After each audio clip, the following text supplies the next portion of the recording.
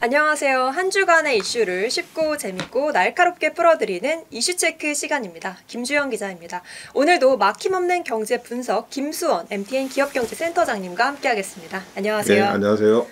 돈 잘 벌기로 정평이 나 있는 코웨이가 넷마블에 인수된 이후 유독 주식시장에서 저평가되고 있다는 지적이 많이 있었습니다. 배당을 비롯해서 주주 환원도 미약했던 게 사실인데요. 그랬던 코웨이의 변화의 조짐이 감지되고 있습니다. 올 초 코웨이가 주주 환원책을 발표한 데 이어 얼라인 파트너스가 공개 주주 서한을 발송한 건데요. 이에 대한 내용 알아보도록 하겠습니다. 우리 얼라인 파트너스 그러면 지금 한국 자본시장에서 그 주주 행동주의의 그 대표 주작격으로 그렇게 평가를 받고 있죠. 그러니까 네. 최근에 두산 에너빌리티하고 두산 밥켓에 대한 또 캠페인을 한 바가 있는데 이번에는 그 얼라인의 그 포문이 지금 코웨이 쪽으로 이렇게 향해 있거든요. 네. 아마 작년에 얼라인이 코웨이 지분을 한 3% 가까이 그렇게 매수를 했던 것 같습니다. 맞습니다. 그래서 오늘 뭐 드디어 이제 그 주주 서한을 코웨이의 이사회 쪽으로 그렇게 발송을 했는데 그 내용을 좀 중점적으로 살펴보면서 그 주주 제안의 내용이 일반 투자자들이 볼 때는 좀 살짝 어려울 수도 있거든요. 네. 그걸 좀 제가 좀 쉽게 또 해설도 해드리도록 그렇게 하겠습니다. 우선은 이게 코웨이라는 회사 다들 잘 아실 겁니다. 우리 뭐 집에서 사용하는 정수기나 또 비데, 뭐 공기청정기, 뭐 저희 집에서도 룰루 코웨이 비데 좋습니다. 비싼데 좀 비쌉니다. 뭐 브랜드력이 좋으니까 제품 품질이 좋고 또 옛날 분들한테는 웅진 코웨이로 많이 알려져 예, 있잖아요. 맞습니다. 옛날에 웅진그룹 계열사였거든요. 그래서 웅진 코웨이로 알고 있는 분들도 많은데 웅진그룹에서 이제 팔았죠. 매각을 했죠. 자, 요 코웨이가 이게 매출 구조를 보시면 여기 보시는 것처럼 거의 뭐 렌탈 회사라고 보면 됩니다. 23년도 기준으로 보면 3조 9천억 매출 중에서 3조 6천억이 렌탈에서 나왔거든요. 제품을 만들어서 판매를 하기도 하는데 거의 지금은 그 렌탈의 주력이라고 볼 수 있고요. 요즘에 또 구독 경제라고 많이 맞습니다. 표현을 하더라고요. 예. 지금 매출이 23년도에 3조 9천억 정도 되니까 거의 4조에 육박하고 24년도는 4조 넘어갈 것 같아요. 24년 3분기까지 누적으로 3조 1,800억이니까 지금 분기의 매출을 1조 이상 찍고 있거든요. 그래서 24년 결산으로는 4조 넘어갈 게 이제 확실한데 또 하나 이제 이 회사가 굉장히 놀라운 게 그 렌탈 계정이 지금 보시면 그림에서 보시면 이게 이제 국내 계정이거든요. 703만 개. 요게 이제 해외 계정입니다. 지금 367만 개.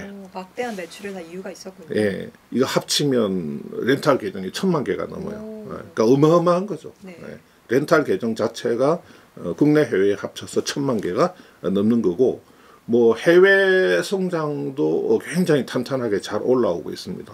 그러니까 지금 해외 계정도 18년도까지만 해도 한 110만 개에서 지금 367만 개까지 그러니까 해외 사업도 잘 끌어온 거예요. 대폭 성장했군요. 네, 그래서 실제로 회사의 그 실적을 보면 한번 보시는 것처럼 20년도부터 23년도까지 쭉 보시면 매출이 3조 2천, 3조 6천, 3조 8천, 3조 9천 이렇게 올라와 있죠.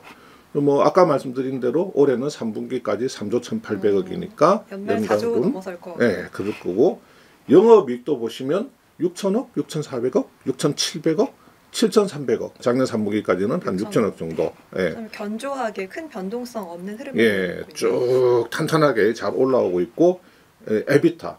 이제 회사가 순수하게 영업 활동을 통해서 창출한 그 현금 흐름. 에비타 같은 경우도 1조 2천, 1조 2천, 1조 2천, 1조 3천 작년 3분기까지 한 1조 정도. 그러니까 회사가 연간으로 한 1조 2천에서 1조 3천 정도의 사각전 영업이익을 둔다. 에비타를 창출하고 있는 회사다.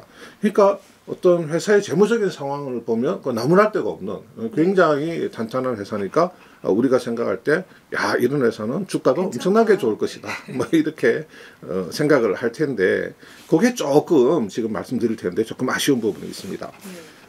한번 실제로 한번 살펴보면 요게 이제 분기별 회사 매출인데요. 파란 막대 그래프가 자, 여기 보면 여기 1조 선이거든요. 여기 1조 선이거든요. 자, 분기별 매출이 한 1조 정도 됐는데 최근 2개 분기에서는 1조가 넘었습니다. 네. 그러니까 분기 매출이 1조를 넘는 회사인데 요게 이제 빨간 게 영업이익률인데 영업이익률이 요게 16%잖아요. 네. 요게 20%잖아요. 그러면 요 영업이익률이 19% 정도 되는 건가요? 그렇죠. 16에서 20 사이에서 움직이는 거죠. 뭐 한 19도 됐다가 18도 됐다가 떨어졌다고 해봐도 16 이상인 거죠. 그러니까 영업이익률 자체가 한 17에서 한 20 사이에서 네. 아주 높은 그 수준인데 이게 문제입니다 지금. 이렇게 ROE, 자기 ROE. 자본이익률. 예, 자기자본이익률, ROE. ROE가 지금 연간으로 보면 이렇게 푹푹푹푹 이렇게 떨어지고 있어요. 네. 예, ROE가 이렇게 떨어지고 있거든요. 넷마블이 인수한 시점부터 계속 내리막인 모습이군요. 네, 맞습니다. 넷마블이 19년도 말 20년도 초반에 인수했으니까 넷마블이 코웨이를 인수한 뒤로부터 ROE가 이렇게 떨어지는데 근데 왜 떨어진 거예요? 뭐 ROE가 떨어졌다고 해도 여기 그림에서 보시면 이게 15%잖아요. 그러니까 ROE가 떨어져도 15%보다는 훨씬 위에고 네. 한 20% 가까이 되니까 다른 기업들 대비해서는 이제 되게 높은 수준이긴 하죠. 근데 과거의 ROE가 지금 30% 뭐 한 28% 되던 게 지금 20% 밑으로 내려갔고 추세 자체가 이제 떨어지는 추세이다 보니까 이제 이게 좀 안 좋게 보이는 거거든요.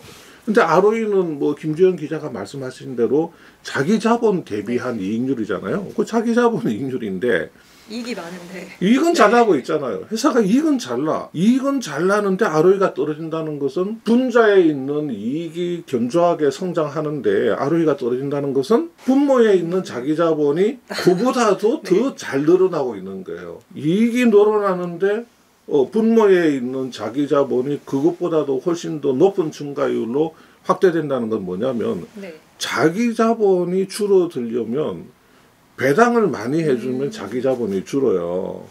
그 다음에 회사가 자사주를 많이 매입을 해서 소각하면 자기 자본이 줄거든요. 다시 말해서 잘 버는데 주주들한테는 좀 못하고 있는 회사다. 배당이라든지. 그러니까 주주환원. 예, 주주환원이 좀 네. 버는 거에 비해서는 주주환원이 좀 안 되고 있는 회사다. 하는 느낌을 좀 주고 있고요. 그 다음에 요게 또 중요합니다. 여기 보시면 여기 이제 파란 게 EPS 요게 네. 이제 주당 순이익. 예, 주당 순이익이죠. 어닝인데 자 파란 그 주당 순이익도 안정적으로 잘 가고 있습니다. 성장세로. 그 다음에 요거 빨간 거는 이게 BPS. 네. 주당 순 자산. 그렇죠. 예, 요거는 주당 순자산인데 주당 순자산이 굉장히 빨리 올라가고 있습니다. 예. 자, EPS하고 이제 BPS가 잘 이렇게 잘 올라가고 있는데 네. 오른쪽에 보시면 파란 거 PR이 쭉 내리막을 타고 있죠. 네. 빨간 거 PBR이 내리막을 타고 있죠. 네. 그러니까 회사가 잘 벌고 있고 거기에 따라서 북밸류 순자산이 이렇게 성장하고 있는데 네. 요 P라는 놈, 프라이스. 주가에 비해서는 계속 그렇죠, 주가. 안 되는군요. 주가가 쭉 가져야지 PR도 높아지고 이게 PBR도 높을 텐데 이 주가 자체가 비리비리하니까 잘 벌고 그래서 북밸류도 늘어나는데 프라이스 자체가 네. 주가 자체가 비리비리하니까 이게 19년, 20년, 21년, 22년, 23년 가면서 PR이 쭉 내리막을 타고 그다음에 PBR도 따라서 이렇게 내리막을 타고 있는 거예요. 자, 그래서 우리는 이 회사는 주주 환원이 조금 약하다. 네. 그다음에 회사 주가가 회사의 어떤 벌어들이는 그 수익 창출력에 비해서는 주가가 이상하게 좀 안 받쳐주는 회사였다. 저평가된 회사로 네, 유명했거든요. 그렇죠. 예, 그거는 이제 우리가 이런 그 지표를 통해서 이제 알 수가 있거든요.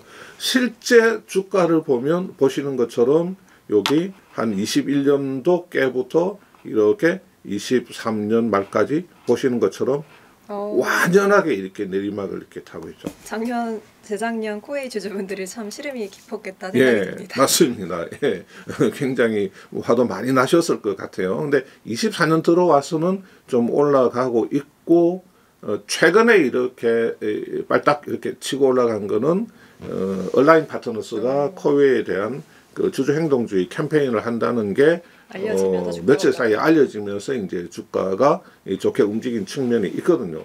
그래서 보시면 지금 과거 전성기보다는 그래도 최근에 주가가 많이 올라왔다고는 하지만 과거 10만 원, 11만 원 할 때보다는 지금 주가는 아직도 많이 이제 아래에 있는 수준으로 그렇게 보시면 될 것 같고요. 얼라인이 작년에 한 2.8%인가 그 코웨이 주식을 사가지고 코웨이를 굉장히 압박을 했습니다. 주주환원 좀 제대로 좀 해라는 식으로 이제 압박을 했겠죠. 물 밑에서 계속해서 이제 서로 좀 만나고 그렇게 있었던 것 같아요. 자, 그런데 올해 들어와 가지고 1월 6일 날 코웨이가 전격적으로 주주 환원 늘리겠다는 그 공시를 딱 합니다. 네, 굉장히 이례적인 공시였어요. 먼저 그냥 선수를 빵 치고 나온 거예요. 얼라인하고 이렇게 물 밑에서 이야기를 하고 있던 중에 1월 6일 날 24년도 그리고 25년에서 27년도 3개년도 주주 환원 정책을 알려드리겠습니다 하면서 지금까지는 단기 순이익의 20% 정도를 주주 환원을 했는데 이거 24년도부터는 작년 결산부터는 요거 40%로 늘리겠다. 그 다음에 이미 취득해서 보유하고 있는 자기 주식, 자사주는 지금 전량 소각하겠다. 그리고 앞으로도 계속 주주 환원은 단기 순이익의 40%를 하면서 자사주를 취득하고 소각하는 것을 계속하겠다. 이러면서 우리가 흔히 말하는 그 선빵을 이렇게 치고 나온 거예요. 근데 언뜻 보기에는 주주 환원 잘 하겠다는 걸로 보이는데 오래전부터 코웨이 주가를 모니터링 하셨던 분들 보면은 아직 갈 길이 멀다 이렇게 아직 생각하면서 이제 마음에 안 드는 거죠. 특히 뭐 얼라인 같은 경우는 이게 좀 많이 부족하다. 아직 여전히 헝그리. 배고프면서 화가 난다는 영어로 뭐라고 하는 줄 알아요? 뭐라고 하나요? 행글이라고 합니다. 행글이요. 헝그리 플러스 앵글인데 그런 지금 상황입니다. 근데 요때 이제 코웨이가 1월 6일 날 요 공시를 하면서 주주들한테 편지를 이제 공개 편지를 뿌려요. 주주들한테. 그게 뭐냐면 요 내용입니다. 핵심을 보면 2015년부터 2019년까지 이때는 이제 MBK 파트너스 사모펀드가 대주주였어요. 요 시기에 회사가 단기 순이익의 한 88%를 주주 환원으로 활용을 했다는 거예요. 영업현금 흐름보다도 더 많은 배당을 하다 보니까 회사는 투자에 소극적이었는데 대주주가 넷마블로 바뀐 2020년부터 24년까지는 이때 주주 환원의 재원을 축소를 했다는 겁니다. 축소를 하고 좀 핵심 사업에 대한 투자 쪽으로 가고 뭐 재무 건전성 강화를 목표로 해가지고 좀 뭐 지속 가능한 성장 동력 확보에 노력을 했다. 어떻게 보면 그동안 주주 환원 안 한 것에 대한 정당성을 해명한 셈이에요. 예, 그렇습니다. 그랬더니 이제 좀 성장 기반이 좀 마련됐다. 탄탄하게 마련이 됐다 그러면서 뭐 최근 한 3년 동안에 평균 매출 성장률이 한 7% 되고 영업이익률도 17에서 18% 안정적으로 유지를 하고 있고 뭐 부채 비율도 많이 떨어뜨렸다. 그래서 이제는 이제는 좀 그렇죠. 주주님들한테 좀 주주 환원을 좀 더 강하게 한번 하겠습니다. 그러면서 이제 1월 6일 날 이 공시를 한 겁니다. 하면서 이제 이 주주 서한을 보내서 우리가 2015년도 19년까지는 요랬고 그 이후에 주주님들한테 좀 못해드렸다. 요런 이유 때문에 못해드렸다. 근데 이제는 회사가 좀 탄탄해졌기 때문에 앞으로 잘하겠습니다. 요런 식으로 이제 보낸 거예요. 보냈는데 그러면 이제 뭐 코웨이 입장에서는 이제 물 밑에서 이제 서로 이야기를 하고 있었는데 얼라인 입장에서는 물 밑에서 이야기를 하고 있었는데 코웨이가 이렇게 공시를 딱 해버리니까 뭐 그냥 우리도 그냥 공개 캠페인으로 전환해야 되겠다. 엠바고가 풀렸네요. 네, 그렇죠. 엠바고 풀린 거예요. 이제 이건 뭐 그냥 물 밑에서 할 필요 없네. 근데 이제 뭐 온라인도 어떤 회사에 투자를 하면 대놓고 이제 공개 캠페인을 하는 경우도 있지만 그냥 물밑에서 지속적으로 그냥 이야기를 하는 경우도 있고 그런데 이거 같은 경우는 회사에서 먼저 이제 주주 환원이라고 내놨는데 뭐 온라인에서 봤을 때는 그렇게 아직까지는 만족스러운 수준이 아니다. 그러니까 이제 완전히 공개 캠페인으로 전환하면서 오늘 오후에 전격적으로 그냥 코웨이 이사회에 공개 주주사안을 발송을 이렇게 한 겁니다. 주주사원 내용이 아주 굉장히 많네요. 예, 뭐 되게 많아 보이는데 핵심은 딱 두 가지인데 요거는 좀 이따가 설명드리고 아까 말씀드린 대로 우리 온라인 파트너스라고 하는 회사가 뭐 SM 엔터에 대한 캠페인도 했었고 그 다음에 우리나라 6개, 7개 금융 지주 회사에 대한 캠페인을 통해서 굉장히 그 존재감을 알렸고 그래서 큰 성과를 냈었거든요. 또 두산 때도 많이 영향력을 냈고요. 그 다음에 이제 아까 말씀드린 대로 두산. 두산 지배구조 개편 때는 온라인이 이제 그 행동주의 캠페인을 어떻게 했냐면 두산 지배구조 개편이라는 게 그 이제 두산 에너빌리티가 가지고 있는 그 자회사 밥캐스를 로보틱스의 자회사로 보내는 그 개편을 하려고 했잖아요. 네. 그때 온라인이 주장한 게 두산 밥켓의 주당 가치를 두산 그룹에서는 한 7만 2천 원으로 평가를 해가지고 로보틱스에다가 보내려고 하는데 이것을 공개 경쟁 입찰을 붙여버리면 밥켓의 주당 가치가 12만 9천 원 정도는 받을 것으로 자기들은 추정을 한다. 그러니까 두산그룹은 밥켓을 로보틱스에 보내면서 시총을 3.4조로 평가를 해서 보내려고 하지만 이거 공개 경쟁 입찰로 가게 되면 이게 6조가 되니 에너빌리티 주주 입장에서는 밥켓을 떠나보내야 되는데 그렇죠. 이게 거의 조 단위의 그 회사와 주주의 그 손해 가능성이 있는 거 아니냐. 그래서 이거 반대해야 된다. 그랬는데 두산그룹이 뭐 주가 자체가 너무 떨어져 버리니까 우리 그 123, 그 12.3 계엄 사태로 시장이 와장창 하면서 두산 계열사들도 그 영향으로 주가가 엄청나게 떨어져 버렸잖아요. 그래서 그냥 두산그룹에서 아이고 이거 우리 이거 못하겠다. 주식 매수 청구권 부담 때문에 그렇게 해서 이게 이제 나가리가 됐었거든요. 네. 이제 이런 것도 있고 그 다음에 두산 밥켓 캠페인 하면서 그 두산 밥켓의 미국 법인, 북미 법인을 미국 시장에다가 상장을 해야 된다. 그래야지 주주 가치가 제고가 된다.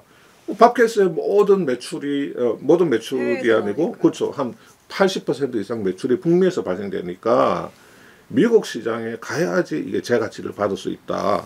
뭐 이렇게 이제 또 이런 주장도 했었거든요. 그러니까 굉장히 강하게 드리블을 하면서 그 기회를 보는 주도 행동을 많이 해왔군요. 영향력 있게요. 실제 그대로 그냥 행동주의를 보여주는 그런 운용사라고 이게 볼 수가 있죠. 그러니까 이제 온라인 파트너스 이제 공개 주주사안에 두 개만 보면 되는 거예요. 그게 뭐냐면 첫째는 뭐냐면 이 ROE가 계속 지금 하락한 거를 끌어올려야 되는데 좀 남의 돈을 적절하게 끌어와가지고 사업을 해야 된다. 지금 EBITDA, 그러니까 회사가 창출하는 영업현금 흐름 대비해서 순차입금 배수를 좀 적절하게 유지를 해야 된다.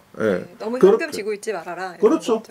그러니까 좀 외부 자본을 좀 갖고 와서 섞어가지고 해야지 이게 자기 자본 이익률이. 근데 물론 이제 외부 자본을 들여올 때 좀 싼 금리로 그 자본 비용보다도 이제 더 싼 금리로 갖고 와야 되겠죠. 그 다음에 주주 간 이해 충돌을 해소하기 위한 이사회 독립성 제고. 최대 주주 넷마블은 주가에는 별 관심이 없죠. 자기들은 주식 팔 거 아니니까 그냥 지배력만 유지하면 되니까. 근데 일반 주주들은 주가가 올라야죠. 그래서 캐피탈 게인을 얻어야 되니까. 그러니까 넷마블하고 일반 주주들하고 이해관계가 이렇게 충돌하는 면이 있는 거죠. 근데 지금 이사진들이 전부 다 넷마블이 다 꽂아놓은 사람들이잖아요. 특히 방준혁 의장의 사람들로 사회이사마저 그렇죠. 있다면서. 다 거기 다 그쪽 사람들이니까. 그러니까 이사회를 개편을 해서 독립적인 이사회가 구성이 돼야 된다. 그래서 일반 주주들의 이익도 생각하는 그런 그 이사진을 만들어야 된다. 이제 이 두 가지를 이야기를 하고 있거든요. 실제로 뭐 온라인이 내세우고 있는 그 자료를 보면 이게 2012년에 MBK 파트너스가 코웨이를 인수를 하고 나서 2019년에 넘길 때까지 그 당시에 평균 PBR이 6.3이었다는 거죠. 네. 근데 요 시점에 넷마블이 대주주가 되고 나서 2019년 말에 계속해서 PBR이 내리막을 탔는데 이 기간의 평균치는 2.7이지만 지금 현재 코웨이의 PBR은 보시는 것처럼 1.5배면 현저히 많이 떨어졌네요. 예, 1.5배밖에 안 되는 거예요. 1.5배밖에 많이 떨어져 있는 거죠. 밸류에이션 자체가. 그리고 이제 MBK 때는 주주 환원율이 이제 91.4%였는데 지금 그 넷마블이 대주주가 되고 나서는 보시는 것처럼 한 20%대로 떨어져 버린 거죠. 자, 이렇게 주주 환원이 떨어지니까 보시는 것처럼 MBK 때는 ROE가 이 정도 수준에 유지되던 게 넷마블로 넘어가고 나서는 ROE가 미끄럼틀을 타면서 예, 지금 쭉 이렇게 이제 떨어진 게 이제 이게 현실이다. 배당도 하고 자사주 소각도 해서 자본을 좀 줄였어야 되는데 그거를 이제 안 하니까 그거 안 하니까 이제 ROE가 이제 요렇게 이제 가게 되는 거고 그래서 그 얼라인에서는 너무 사업 성과가 좋은 회사인데 지금 제대로 평가를 못 받고 있다. 시장에서 그 가치를. 핵심적인 원인은 넷마블 인수 이후부터 주주 환원을 급격하게 줄였기 때문인 건데 지금 이 자본을 과다하게 내부 유보하고 있다는 거죠. 네. 좀 배당으로 내보내고 좀 자사주 매입하는데 자본을 좀 써야 되는데 그러다 보니까 ROE가 하락하고 밸류에이션이 여기 이제 큰 폭으로 하락하게 됐다. 그래서 요 렌탈업이라고 하는 거는 사실은 이게 금융업하고 사실은 비슷해요. 네. 그러니까 금융업의 속성을 갖고 있으니까 요 ROE를 높이기 위해서는 남의 돈, 차익, 타인 자본을 적절하게 섞어서 써야 된다. 자본 비용보다도 낮은 이자율의 그 차입을 적절한 비율로 활용을 해야 된다. 그래서 지금 뭐 쿠쿠나 뭐 SK 매직 같은 경쟁업체들은 에비타 대비해서 순차입금 배수가 한 2배 정도 되니 코웨이도 그 정도 수준까지는 좀 남의 돈을 좀 끌어서 사용을 해서 ROE를 좀 높여야 된다. 그리고 배당 성향을 MBK 때처럼 90% 수준으로 높여도 에비타 대비해서 순차입금 배수는 2배 이내로 충분히 유지할 수 있다. 워낙 잘 버는 회사니까. 예. 그래서 이 정도는 충분히 감내할 수 있는 그 어떤 체력이 되는 회사니까 이런 그 자본 구조 자체를 이제는 좀 다시 그 리스트럭처해서 가야 된다. 이런 주장을 이제 하고 있는 거고요. 지금 그림에서 보시는 것처럼 지금 현재 에비타 대비 그 순차입금 그 배수가 여기 한 1배 정도거든요. 주주 환원율을 40%로 올려서 2026년도까지 가도 이 배수는 0.5까지 떨어져요. 얼라인의 이제 분석과 전망으로는. 근데 주주 환원율을 90%까지 올려봐야 0.9까지밖에 안 올라간다는 거죠. 그래봤자 1배가 안 된다는 거죠. 그래보다 1배 안 되는 거죠. 지금이 1배인데 지금보다도 더 낮다는 거죠. 그 주주 환원율을 90%까지 올려도 0.9밖에 안 된다는 거죠. 근데 2026년도에 0.9 같으면 다른 동종 기업들은 한 2까지 갈 테니까 여전히 코웨이는 탄탄한 재무 구조를 유지할 수 있으니 좀 더 과감하게 주주 환원율을 올리고 또 ROE를 낮추기 위해서는 타인 자본을 좀 활용을 하는 게 맞다. 네. 이런 식으로 이야기를 하고 있고 그 다음에 이제 또 한 가지가 뭐냐면 코웨이 너네들이 주주들한테 편지를 보내면서 MBK 시절에 과도한 배당으로 코웨이 재무 건전성이 악화됐다. 이런 식으로 주장하는데 그거 우리는 동의할 수가 없다. 그 당시에 굉장히 적극적으로 주주 환원을 했음에도 불구하고 에비타 대비 순차입금 배수는 평균 0.4밖에 안 됐다. 그 당시에. 지금이 1배 수준 아니냐, 1.0배 수준 아니냐. 이거보다도 그 당시에 더 낮았기 때문에 지금 코웨이가 주주 편지에서 주장한 그런 내용에는 좀 비약이 있는 거다. 그러니까 MBK 때 코웨이는 주주 환원을 적극적으로 하면서 높은 ROE를 유지하면서도 또 매출과 이익을 또 건실하게 성장시켜서 그 밸류에이션이 지금보다도 훨씬 높았던 거다. 그러니까 만약에 뭐 MBK 뭐 배당 때문에 코웨이의 재무 건전성이 막 크게 악화되고 그랬던 거라면 그 당시에 시장에서 그렇게 높은 밸류에이션을 네. 줬겠느냐. 그러니까 지금에 와서 뭐 코웨이가 그런 식으로 이야기하는 거는 그건 우리는 동의할 수 없다. 뭐 이런 이야기를 하면서 2월 3일까지 우리의 주장에 대한 회신을 달라 하면서 온라인은 시간을 타이트하게 주더라고요. 되게 못 박았네요. 예. 설 지나고 바로 길게 자고. 주나 짧게 네. 주나 어차피 마찬가지이기 때문에 예, 지금 이렇게 이야기를 하고 있고요. 그 다음에 이제 아까 1월 6일 날 그 코웨이가 공시하고 나서 증권가에서 나온 리포트를 보니까 리포트 딱 2개 나왔어요. 네. 이상하게 코웨이는 증거사 리포트가 별로 없어요. 맨날 신한투자, 한화투자, 네.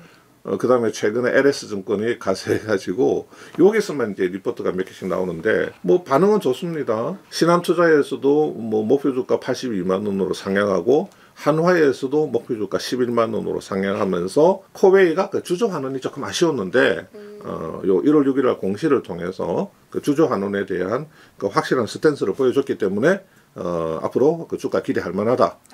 이렇게 나와 있습니다. 네. 뭐 이런 리포트도 네. 나오고 또 온라인 같은 뭐 강력한 또 행동주의 펀드가 또 뭐 선봉에 서서 좀 코웨이를 좀 압박을 하고 하니까 뭐 모르겠습니다. 뭐 긍정적인 주가 평가가 이어지고 있군요. 네, 주가 흐름이 뭐 그렇게 나빠질 것 같지는 않기는 한데 회사 사업적으로 탄탄하고 뭐 좀 두고 봐야죠. 이게 네. 주가라는 게 항상 이렇게 뭐 생각처럼 이렇게 움직이는 것은 네. 아닌 경우들이 더 많기 때문에. 네, 센터장님께서 오늘 온라인 파트너스의 그 공개 서한에 대해서 아주 쉽게 설명을 해주셨는데요. 쉽게 2가지 요약을 하자면 자본구조 효율화와 이사회 독립성 제고가 핵심으로 보이는데요. 이러한 주주 제안에 대해서 2월 3일 타이트하게 시간을 줬는데 여기에 대해서 코웨이가 어느 정도 화답을 할지 지켜봐야겠고요. 그동안 버는 돈에 비해서 현저히 저평가됐던 주식시장에도 코웨이의 주가에도 어떤 영향을 미칠지 지켜봐야겠습니다. 네, 오늘 말씀 고맙습니다, 센터장님. 예, 감사합니다.